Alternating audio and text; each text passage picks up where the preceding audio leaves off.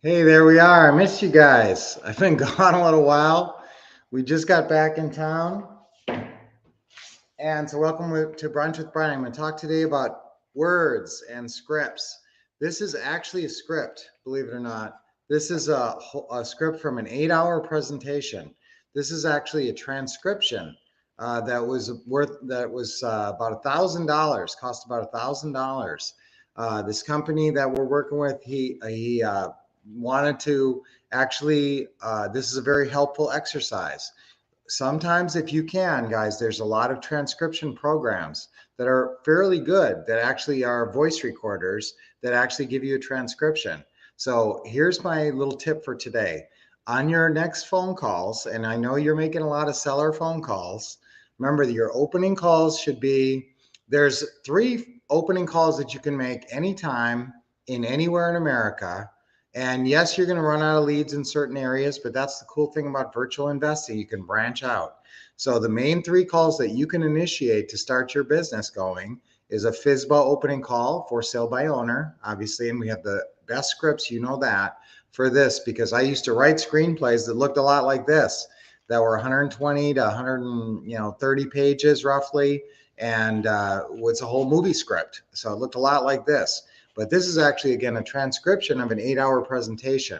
So one thing I'm doing today is I'm going to go through this. Now, this is a phrase that's common in the speaking world, and it's called hobby horse.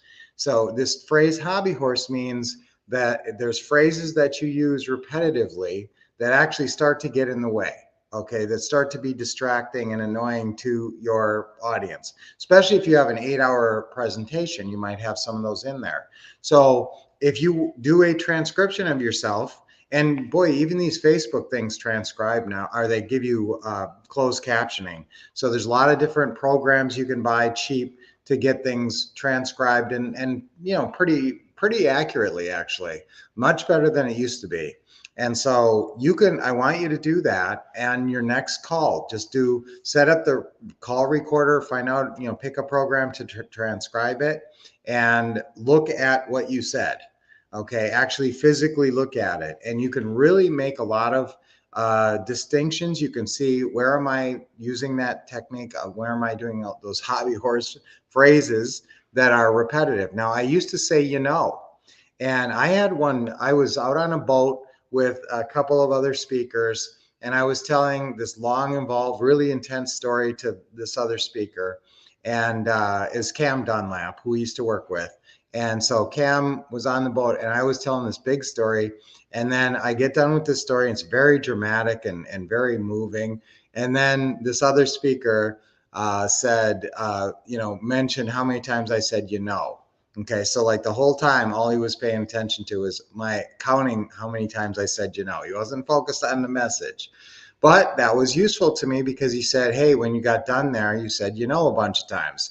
So I really started to watch that. And I think I've pretty much absolved my conversation of that phrase, So look at what you say a lot. Now, Lynette says, a lot. When you're on the phone call with the sellers, sometimes you need to buy a little time. I'm actually not totally adverse to you hemming and hawing. In fact, that can be a negotiating technique. In our great system, we used to call it 33 negotiating techniques, but it seemed like too much for people. Now I just call it our negotiating system. But we do have, and you know what? That's a powerful system. And one of the techniques in there, there's 2 techniques. One is hemming and hawing, and one is fumbling. Okay. And so sometimes I don't want you to sound perfect. Sometimes if you sound too perfect, sometimes if you read this transcript of your talk and it sounds, and it looks like somebody wrote it as a script and there's absolutely no ums, no, nothing like that. It's almost too much. You're going to sound like you're reading a script. So I'm okay with hemming and hawing and fumbling around and sometimes saying little modifiers and ums and ahs and that kind of thing, especially as part of a negotiating process. But if you're just talking to people normally and you have tics like that where you're saying all the time, or that can be really annoying. Or another thing that Lynette and I say that I noticed in here is that we say, that's right. Okay, so there has to be a transition. Lynette talks, then I talk, then Lynette talks, then I talk over an 8-hour day. So at some points during that day, you know, we obviously are transitioning from each other. So I see a lot of that's right, or we're saying that's right to the other person, and then saying what we're going to say. So that's one thing we're going to focus on, is stop saying that's right. Okay, so I want you to do this transcription of your calls, review it, see what tips you can find, see what hobby horse phrases you're using that you can absolve from your conversations, and that will make you a more powerful closer, more powerful speaker, and more powerful presenter in any situation. Sorry I didn't dress up today, guys. I'm in my grubbies, but we just got home on the plane, like in the middle of the night, pretty much. And so I just woke up and I'm just getting rolling this morning. So I love you guys. I missed you. Hey, everybody. Robert, you're here. Lori and Doris and Charles, Roger, you guys, so great to see you here. I'm sure a lot more of you are here over on YouTube and I can't see you. So I really I love doing these Brunch with Brians. I love giving you the best tips I can every day, every morning, at least on Monday, Tuesday, Thursday, and Friday normally. This week, of course, we were doing an event, so we weren't here for Monday and Tuesday and Wednesday, but we'll be here tomorrow. So again, this is a really good exercise. And you know what? Even if you don't do this exercise today during your conversations, start watching for these hobby horse phrases. Try to watch in your conversation for things that you are repeating that are a lot of times just verbal tics that really are distracting sometimes and annoying to people. So be conscious of that, and I want you to get those things out of your conversation. So I am an effective presenter. Now remember, there's 3 roles, and I talk about this all the time. In your closing calls, I'm just going to do this quick, but I really love talking about this. In your closing calls, the reason that it's kind of challenging is because you have to shift roles a lot. And most of us do not have great, what I call role fluidity. So what are the roles you're playing on the call? The first role you're playing is business me. You have to sound credible. You have to come off like you know what you're talking, like your voice has a confident timbre to it.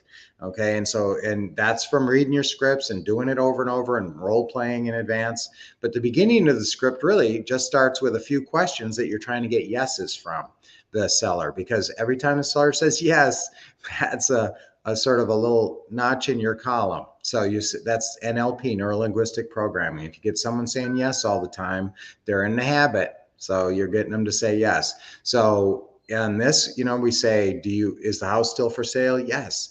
Are you the person to talk to? Yes. Do you have a couple minutes to talk right now? Yes. So you get those 3 yeses up front, and you can say, well, what can you tell me about the house? Or is the house in good condition? Or, hey, I heard your dog barking over there. I got a dog. What kind of dog you have? So that gives you a chance to build your rapport.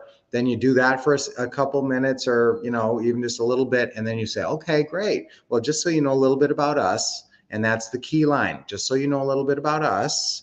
And then you say your bio. And that's about 3 lines of telling them who you are, because they don't know you. They have no clue who you are. And you're going to tell them how great you are. And you can even tell them about your regular job, and that you also do real estate investing, especially if your regular job makes you look good and credible.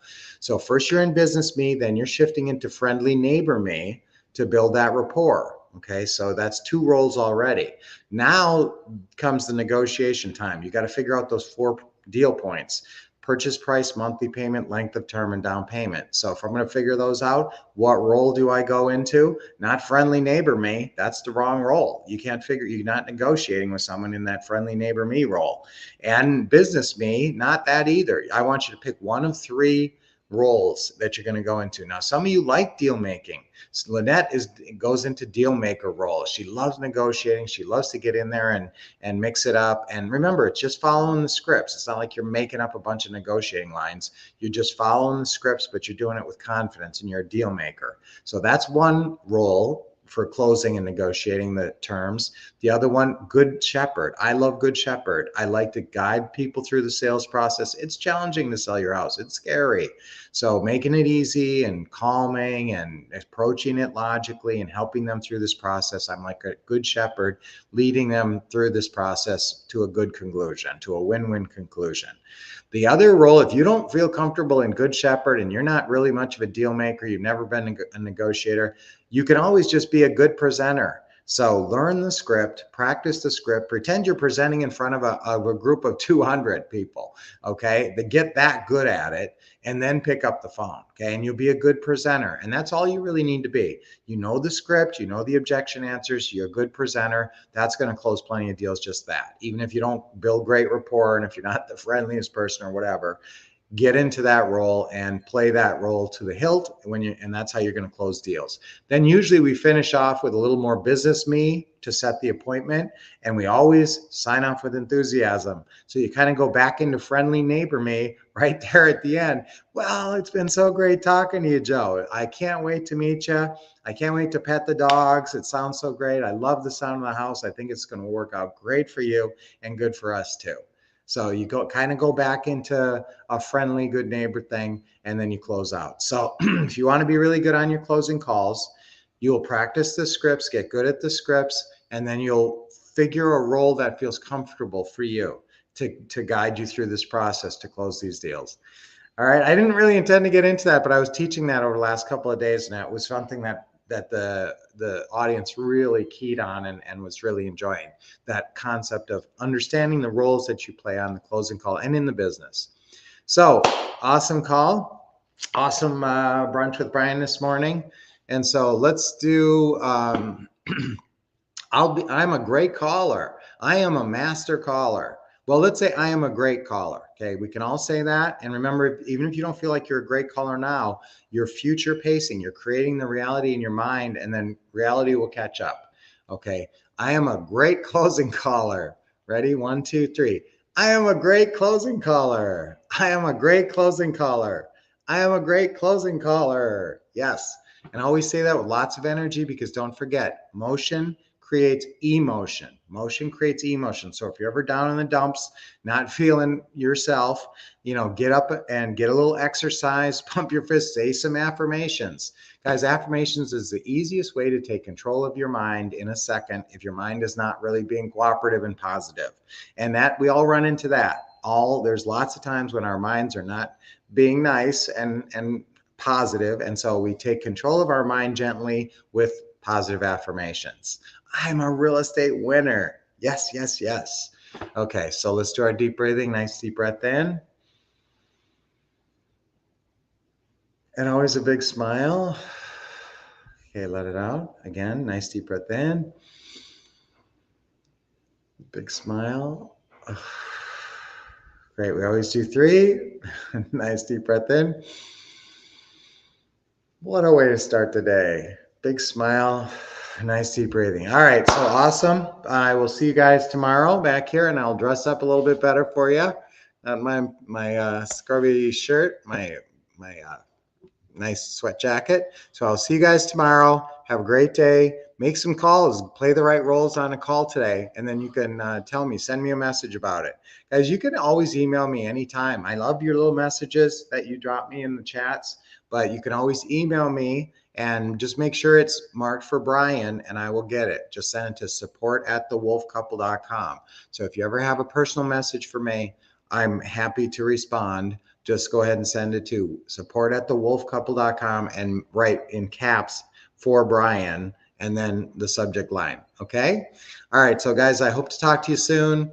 And I wish you the best of success. Let's get through this winter and have a great winter and a great year this year. So keep expecting success till I see you next. Keep expecting success, getting awesome training. And of course,